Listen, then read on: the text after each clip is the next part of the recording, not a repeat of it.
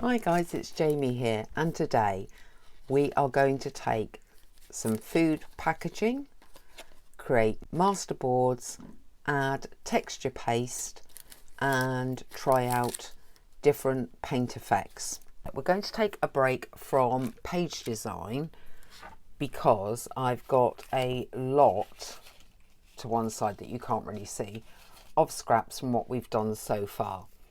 Therefore, I've grabbed some cardboard from the kitchen and I'm going to put it together, but so there are small gaps. That way we either use what's been created as a journaling card or we cut it over and over again to get the right size journaling cards. It doesn't really matter. The idea is that we won't see where we're cutting. Something I've done this time that I don't normally do is I have cut all the scraps in straight lines. Normally I just tear them. On here I'm doing a mixture of digital papers, old scrapbook papers that I've got left over. The first layer of the masterboard is going across all of these cards. I think this has got elephants on it. I better do it the right way up.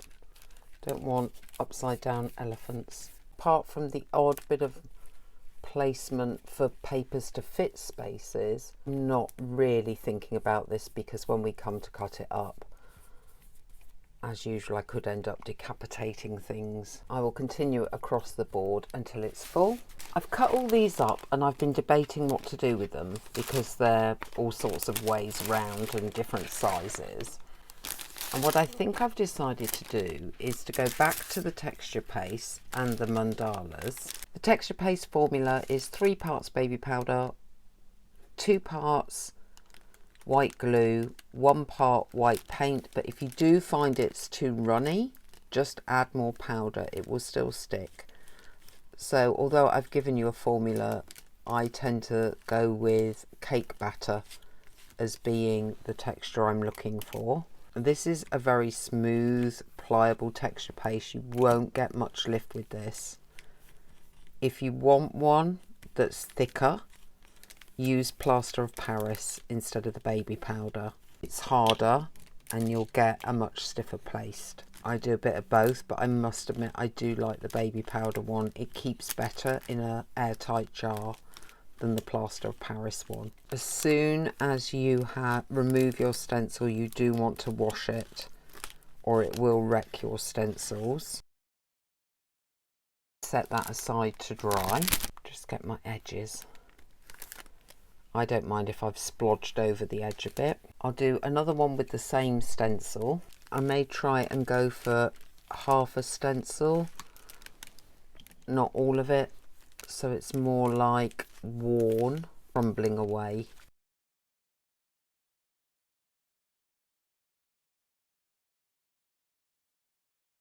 I think that is a more beautiful result than that. These have had overnight to dry, so now they're very firm.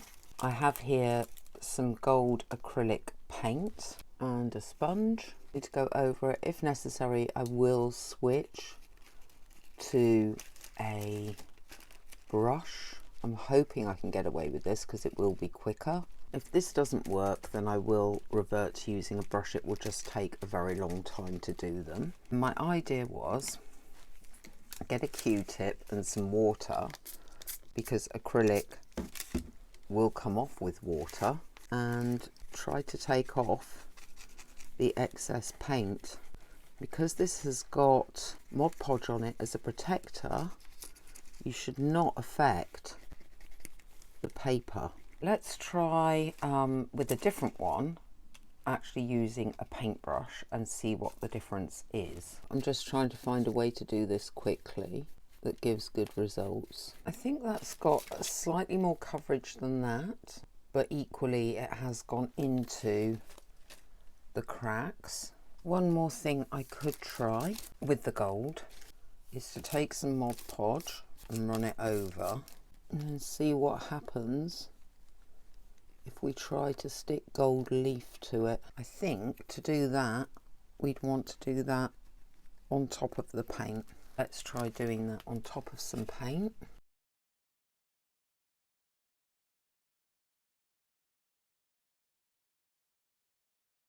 Right, and then kind of gently, because we don't want to knock off all the paste, get up some spare. And I also think where that stained it, what you might want to do is get a tiny bit of gold and some water, stain the rest of the journaling card. Certainly brings the tones more in together. I'm not sure which I prefer.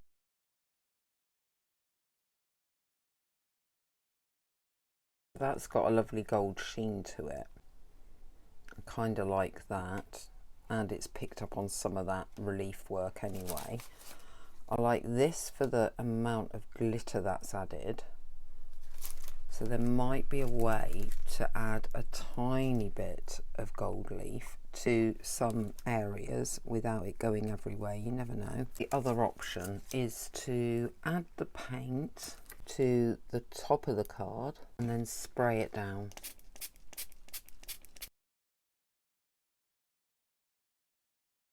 I'm not sure about that either. That seems very light. With these, I ended up doing a fine paintbrush and then going back over them with the gold leaf, and I think I've finally got to a result that I'm happy with. Started to play with a couple of techniques here. This one is chalk paint and this one is watercolour. With the chalk paint, what I did was, let's take this one, took some of the paint and covered the whole thing. And I lifted it up, basically took a lot off. I can grab it off there. Turned it around and went in different places. Mix those a bit together. Similar idea. I actually wetted the card first, took my watercolour brushes, tapped the white raised plaster work. Then I took the next one, added that one, and I took another one and threw that down. Here are some results. Chalk paint, and that one's chalk paint. These are watercolours. This has had nothing because I felt with that pale background that looked quite pretty in itself. Watercolour, and then my favourite, because I love a bit of gold, is the gold paint and gold leaf, which I've done on a lot and edged around the card in the gold paint as well, the acrylic. To make these into journaling cards or tags, I'm going to want to back them with something you can write on and shape them. I use a card with a corner cut off. Cut one corner off, cut the other corner off.